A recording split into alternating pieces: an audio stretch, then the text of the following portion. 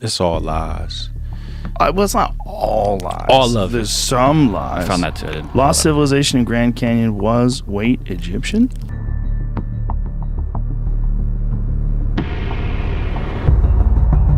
A shocking discovery under the Grand Canyon has recently been unveiled. Researchers have revealed that an ancient Egyptian civilization hidden beneath the rugged cliffs of the Grand Canyon has finally been found.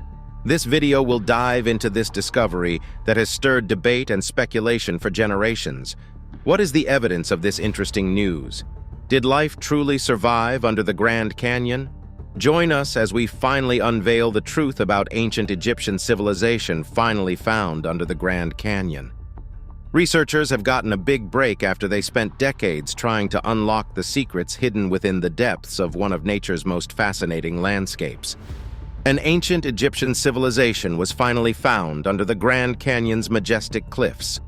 The Grand Canyon, located in Arizona, USA, results from geological uplift and has evolved over millions of years as the Colorado River gradually carved through the Colorado Plateau.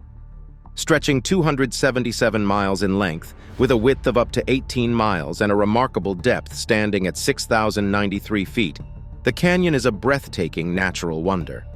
It is situated within Grand Canyon National Park and extends into the Kaibab National Forest, Grand Canyon Parashant National Monument, Havasupai Indian Reservation, Hualapai Indian Reservation, and the Navajo Nation. The broader region falls within the Baaj Nwaavjo I'tah Kukveni, the ancestral footprint of the Grand Canyon National Monument. President Theodore Roosevelt passionately advocated for the preservation of the Grand Canyon, frequently visiting for hunting and the sheer enjoyment of its majestic scenery. Over nearly 2 billion years, Earth's geological history has been revealed through the erosion caused by the Colorado River and its tributaries, carving through successive layers of rock as the Colorado Plateau experienced uplift. While some details about the canyon's incision history are debated among geologists, recent studies suggest that approximately 5 to 6 million years ago, the Colorado River established its course through the region. Since then, the river has played a pivotal role in the downcutting of tributaries and the recession of cliffs, leading to the simultaneous deepening and widening of the canyon. The Grand Canyon is one of the 6 distinct physiographic sections of the Colorado Plateau province. While not the world's deepest canyon, as the Kali Gandaki Gorge in Nepal holds that position, the Grand Canyon is renowned for its visually stunning vastness and intricate, colorful landscape.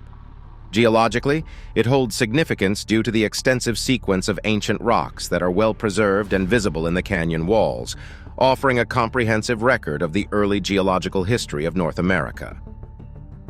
The uplift linked to mountain formation subsequently elevated these sediments, creating the Colorado Plateau. The increased elevation led to higher precipitation in the Colorado River drainage area, yet it wasn't sufficient to alter the semi-arid nature of the Grand Canyon region. The uneven uplift of the Colorado Plateau resulted in the Kaibab Plateau, bisecting the Grand Canyon, being over 1,000 feet higher at the north rim than the south rim. This topographical variation influences the runoff flow, leading to deeper and longer tributary washes and canyons on the north side and shorter, steeper side canyons on the south side. The north rim experiences generally lower temperatures than the south rim, attributable to its greater elevation, averaging around 8,000 feet above sea level. Heavy rainfall is prevalent on both rims in the summer months. However, road closures restrict access to the north rim through the main route to the canyon in the winter. Is there any biological proof that life, much less once existed and is currently existing in the Grand Canyon? There is proof of life in what we know as the Grand Canyon today. This fascinating piece of nature has a rich biodiversity with around 1,737 recognized vascular plant species, 167 fungi species, 64 moss species, and 195 lichen species. The significant 8,000-foot elevation range from the Colorado River to the North Rim's highest point influences the diverse flora. The park boasts 12 plants exclusive to its boundaries, and only 10% of the flora is non-native. 63 plants have special status designated by the U.S. Fish and Wildlife Service. The Mojave Desert influences the western canyon areas, while the eastern sections exhibit Sonoran desert vegetation, and both rims feature ponderosa and piñon pine forests. Natural seeps and springs along the canyon walls harbor 11% of the park's plant species. The canyon acts as a corridor for habitat and a genetic barrier for certain species, like the tassel-eared squirrel. Additionally, the aspect or slope direction contributes to diversity, with north-facing slopes resembling higher elevations, while south-facing slopes support vegetation typical of the Sonoran Desert. The Colorado River corridor hosts 90 mammal species, with 18 being rodents and 22 bats. The Grand Canyon encompasses several major ecosystems, showcasing remarkable biological diversity. This diversity arises from 5 of 7 life zones and 3 of 4 North American desert types. These life zones include Lower Sonoran, Upper Sonoran, Transition, Canadian, and Hudsonian, offering an ecological journey from Mexico to Canada regarding vegetation. Variances in elevation and resulting climate differences are pivotal in shaping the diverse life zones and communities within and around the canyon. The park boasts 129 vegetation communities with plant species composition and distribution influenced by climate, geomorphology, and geology. The Lower Sonoran Life Zone, covering from the Colorado River up to 3,500 feet, features a riparian community along the river and its perennial tributaries. Predominant species in this zone include coyote willow, arrowweed, seep willow, western honey mesquite, catclaw acacia, and the non-native tamarisk, also known as salt cedar. Rare plants like the white-flowering western redbud, stream orchid, and Flavaria mcdougallii are found in hanging gardens, seeps, and springs. The 3 most prevalent amphibians in these riparian communities are the canyon tree frog, red-spotted toad, and Woodhouse's Rocky Mountain toad. Leopard frogs, experiencing significant declines, are exceptionally rare in the Colorado River corridor and haven't been observed in the canyon for several years. The Grand Canyon also hosts 33 crustacean species in the Colorado River and its tributaries, with 16 classified as true zooplankton organisms. Only 48 bird species consistently nest along the river, while others utilize it as a migration corridor or wintering habitat. The bald eagle is among the species that rely on the river corridor for winter habitat.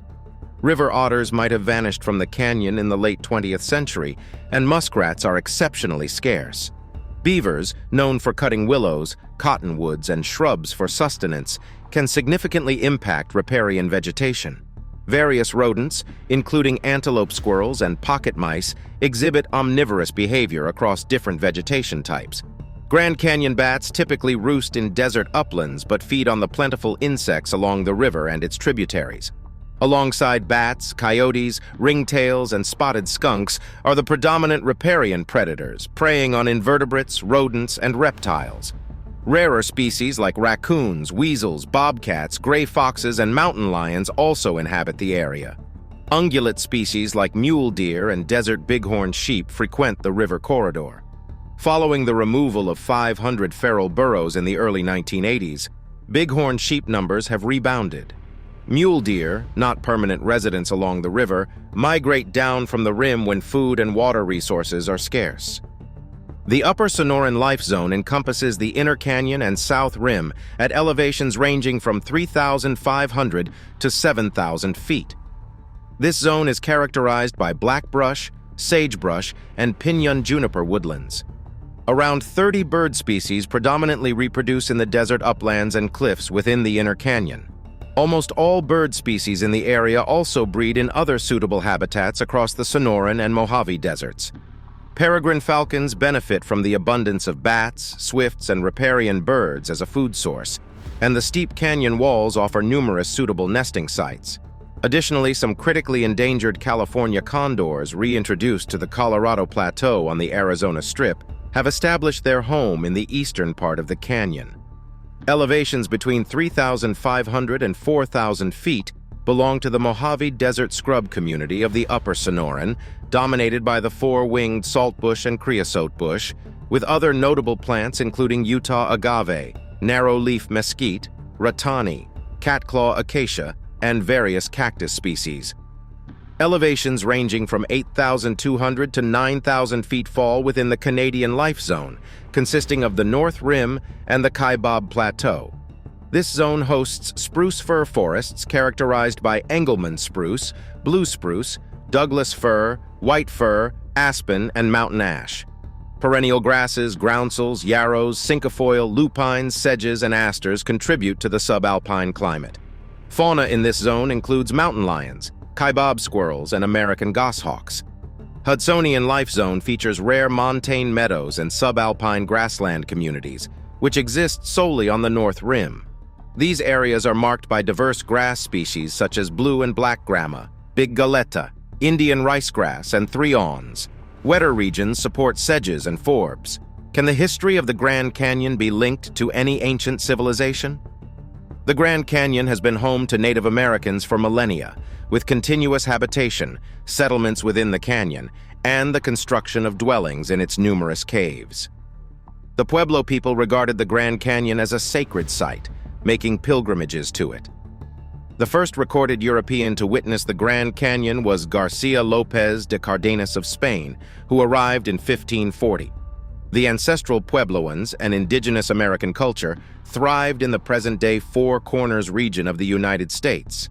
While archaeologists have historically used the term Anasazi to describe this cultural group, contemporary Puebloan peoples do not prefer it, as Anasazi translates to enemy ancestors or alien ancestors in Navajo. The emergence of this distinctive culture is debated among archaeologists, with the prevailing consensus, according to the Pecos classification, suggesting it occurred around 1200 BCE during the Basket Maker II era. Researchers, from early explorations to recent excavations, have linked the ancestral Puebloans as forebears of modern Pueblo peoples. Beyond the ancestral Puebloans, various cultures inhabited the Grand Canyon area, including the Kohonina to the west, 500 to 1200 CE, ancestors of today's Yuman, Havasupai, and Hualapai peoples. The Sinagua, occupying the southeast from 500 to 1425 CE, might have ancestral connections to several Hopi clans. By the 16th century, with the arrival of Europeans, newer cultures had emerged in the Grand Canyon region. The Hualapai, residing along a 100-mile stretch on the southern pine-covered side of the Grand Canyon, formed a distinct community. Since the early 13th century, the Havasupai had occupied an area near Cataract Canyon, covering an expanse equivalent to the size of Delaware. The Southern Paiutes established themselves in the region now known as southern Utah and northern Arizona. The Navajo, or Dine, inhabited a broad territory extending eastward from the San Francisco Peaks to the Four Corners. Archaeological and linguistic evidence suggests that the Navajo originated from the Athabascan people near Great Slave Lake, Canada, who were undergoing migration after the 11th century. In the mythology of certain Third Mesa Hopi communities, the Grand Canyon is considered where humankind emerged from the Third World through a sipapu. In September 1540, as part of the expedition led by Francisco Vázquez de Coronado in quest of the legendary Seven Cities of Cibola, Captain Garcia López de Cardenas, accompanied by Hopi guides and a small contingent of Spanish soldiers, journeyed to the southern rim of the Grand Canyon, positioned between Desert View and Moran Point. Descending about one-third into the canyon, soldiers Pablo de Melgrosa, Juan Galeras, and a third companion had to turn back due to insufficient water. Their report described some canyon rocks canyonner than Seville, Giralda's Great Tower. It is speculated that the Hopi guides knew routes to the canyon floor, but may have been hesitant to lead the Spanish to the river. Subsequently, no Europeans ventured to the canyon for over 200 years. In one canyon Panish priests, Fathers Francisco Atanasio Dominguez and Silvestre Vélez de Escalante, accompanied by Spanish soldiers, explored southern Utah and traversed the north rim of the canyon in Guil Canyon Marble Canyons. Their objective was to find a route from Santa Fe to California. Eventually, they discovered a crossing, historically known as the Crossing of the Fathers, now submerged under Lake Powell. In 1776, Fray Francisco Garces, a Franciscan missionary, spent a week near Havasupai, attempting unsuccessfully to convert a group of Native Americans to Christianity. He described the canyon as a canyon. James Ohio Paddy, accompanied by a party of American trappers and mountain men, is believed to have been the subsequent European to reach the canyon around Canyon 6. During the 1850s, Jacob Hamblin, a Mormon missionary dispatched by Brigham Young, was tasked with identifying suitable river crossing sites in the canyon. Estacañong positive relations with the local Hualapai and white settlers, he reached the crossing of the Fathers, navigated the area that would later become Lee's Ferry on a raft in 1858, and Pierce Ferry, later operated by and named after Harrison Pierce. Additionally, he served as an advisor to John Wesley Powell before Powell's second expedition to the Grand Canyon, acting as a diplomat between Powell and the local native tribes to ensure the safety of Powell's party. In 1857, Edward Fitzgerald Beale oversaw an expedition tasked with surveying a wagon road along the 35th parallel from Fort Defiance, Arizona, to the Colorado River. While leading a small group searching for water on the Coconino Plateau near the canyon's Sow Canyon, they encountered what May Humphrey Stacy described in his journal as a wonderful canyon, 4,000 feet deep. Stacy noted that everyone in the party admitted never seeing anything matching or equal to this astonishing natural wonder.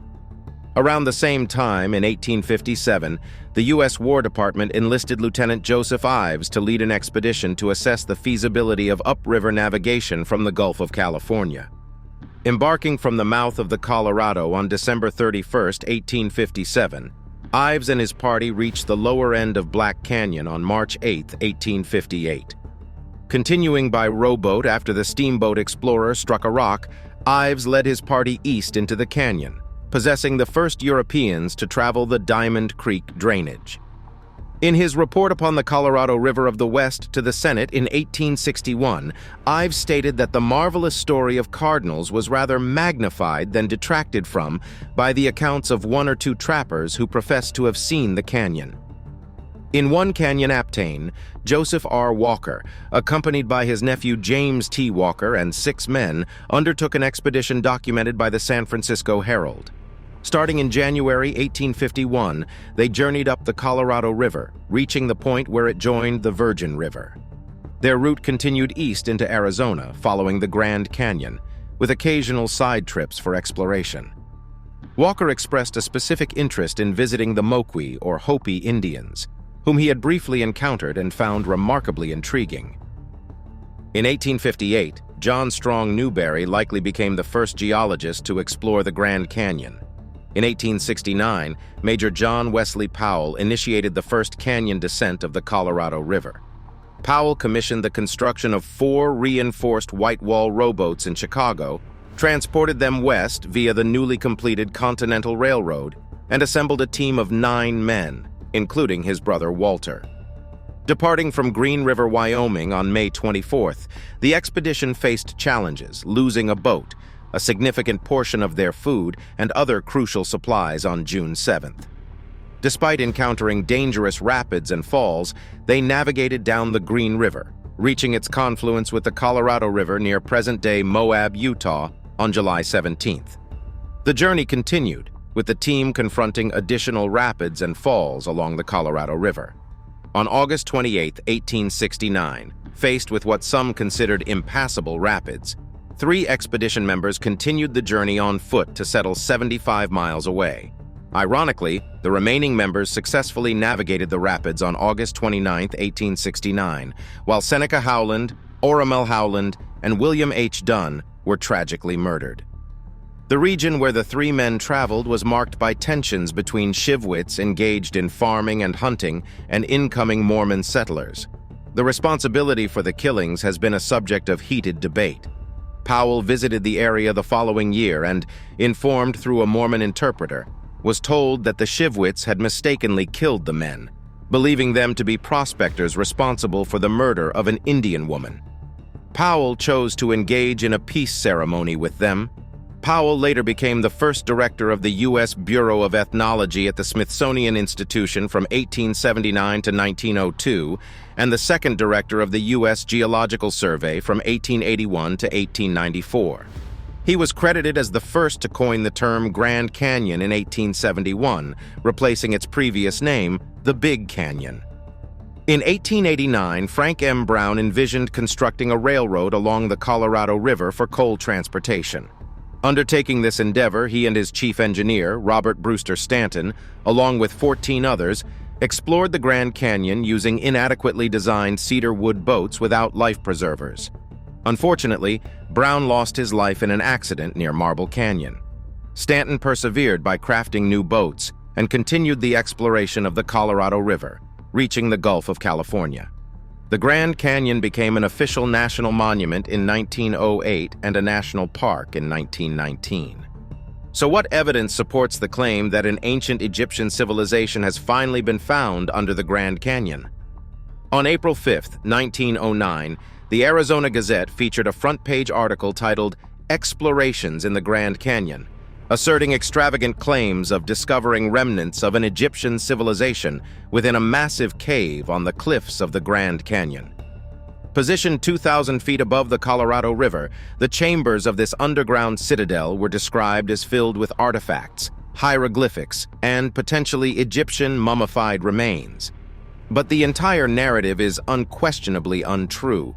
Despite being over a century old, the stories propagated by this hoax article persist today, gaining new life through social media in recent years.